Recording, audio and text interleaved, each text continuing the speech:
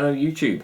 First of all, sorry for not uploading any videos recently, but I've been quite busy. And I thought, just in order to keep getting a bit of content on my channel, I could maybe do a few videos just like this, just some quick ones where I talk to the camera. Hopefully at some point soon I'll get back to the usual philosophy lectures, but I don't have time at the moment. Anyway, I thought today I could present a short argument against the existence of God. It goes like this. Premise 1, God is objectively morally good. Premise 2, there are no objective moral values, so conclusion, God does not exist. I told you it was a short argument. It's interesting, I assume there would be quite a few people who would endorse this argument, but it's not one that I've ever really seen discussed, either in the academic literature or in just more everyday contexts. I never really see anybody bring up this argument. It's always struck me as quite an obvious argument, really. So just to comment on it in a bit more detail.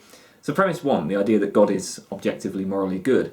I'm assuming here the God of the Western philosophical traditions. This is the idea that there's an omnipotent, omniscient, wholly good creator of the universe. This is the conception of God that generates the problem of evil. That's the more popular atheist argument. But on this conception of God, God has somehow objectively has the property of moral goodness. Indeed, he's not just morally good, but he's supposed to be perfectly morally good or maximally morally good or something. And that's not just like an opinion. That's supposed to be somehow part of the metaphysical nature of God, that goodness is kind of built in to the nature of God objectively. So I think that's fairly straightforward. So premise 2, there are no objective moral values.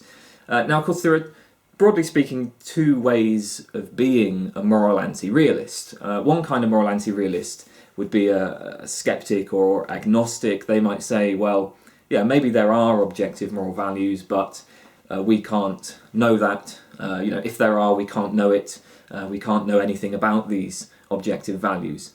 Obviously, that kind of skeptical position isn't enough for this argument. We need to actually assert that there are no objective moral values.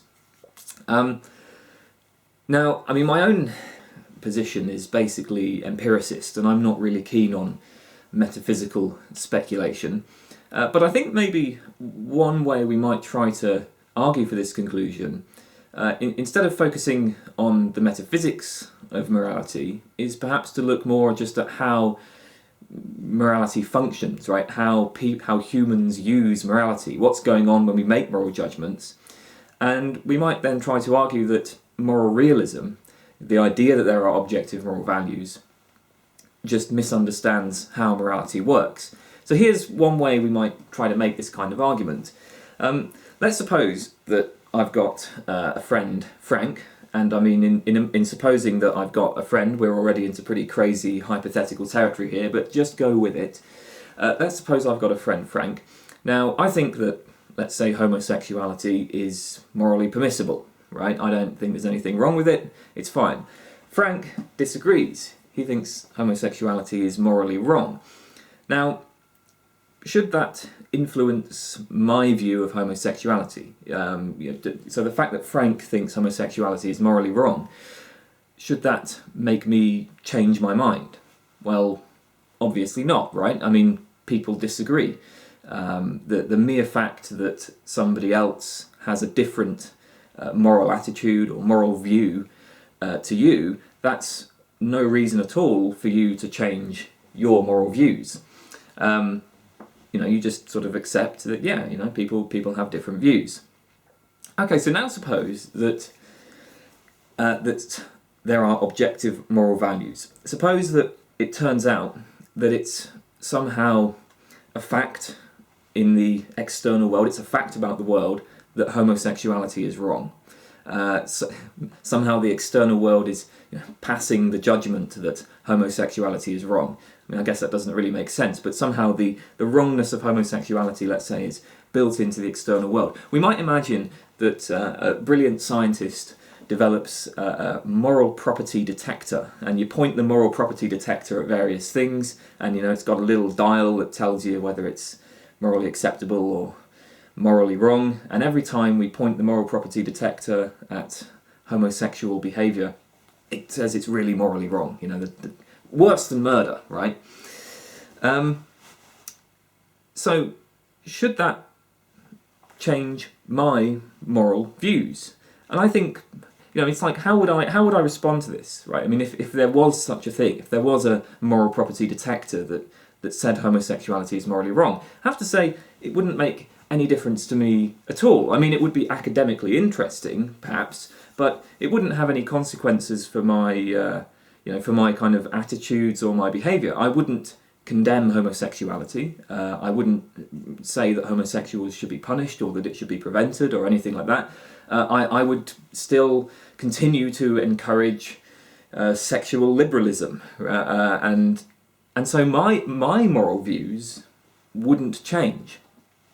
So the fact that the external world has a different moral attitude to me is of no more relevance, as far as I'm concerned, than the fact that Frank has a different moral attitude to me. And of course what this suggests is that in making moral judgments, I'm not even trying to describe what's going on in the external world. And I would have thought that the same is true for many other people as well. I mean, certainly we do make moral judgments that are superficially have the appearance of describing facts about the world. If somebody says homosexuality is wrong, they seem to be attributing the property of wrongness to homosexuality. But these kinds of statements, a statement like homosexuality is wrong, that's just one part of a much broader moral practice. It's one part of what it is to make a moral judgment. I mean, when somebody says homosexuality is wrong, there's also, I think, an implied command, right? Like, do not engage in homosexual behaviour. There's, I guess, an implied blame, right? You blame people. If you think homosexuality is wrong, you're going to blame people who choose to engage in homosexuality and praise people who don't, and so on. We use morality as a tool to regulate behaviour. We pass moral judgments with the goal of influencing the behaviour of others. And the point is that nothing in the external world can get us this stuff, right? Whatever the external world is like, whatever is going on in the external world, it's up to us what we praise, what we blame, what kinds of behaviours we allow, what kinds of behaviours we punish. It's up to us whether we say, do not engage in homosexuality, or do, right? So the thought then is that the very idea that there could be objective moral values is just confused. It's just confused about how moral practice actually works and what's really going on when we make moral judgments. Moral judgments aren't really even in the business of describing facts in the world. So that's one kind of argument that we might use to defend the second premise. I'm not sure that I endorse this argument, but that's one way we might go with that one. And of course, if the very notion of objective moral values is confused or incoherent, then to say that God is objectively morally good is false. So that's a fairly simple argument against God. As I say, I'm not sure I would necessarily endorse that argument, but I think it's worth at least considering. I mean, one point that I guess I'd just make before I end is, I certainly don't think that this argument would be even remotely convincing to anybody who's already a theist. Because if you're a theist, then you're going to say that there are objective moral values, and obviously you're going to raise all kinds of objections to the attempt to deny that there are objective moral values. But there are sort of two things we might be trying to do when we give an argument. I mean, one role for an argument is we might be using an argument to try to persuade other people. I might be trying to persuade you to become an atheist. Another thing that I might be doing when I give an argument, though, is just providing reasons or providing a justification for my own beliefs. So if I say I believe that God does not exist, I believe there is no God, somebody could say why, and then I present this argument.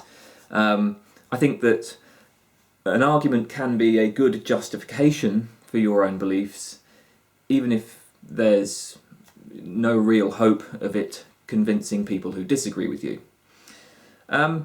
So anyway, yeah, that's just a little argument there to think about. God is objectively morally good, but there are no objective moral values, so God does not exist. I thought I'd just put that out there because, as I say, I never really see people talk about that one, and I think it seems to me a pretty obvious argument for an atheist to make. Right, that's all. Thanks.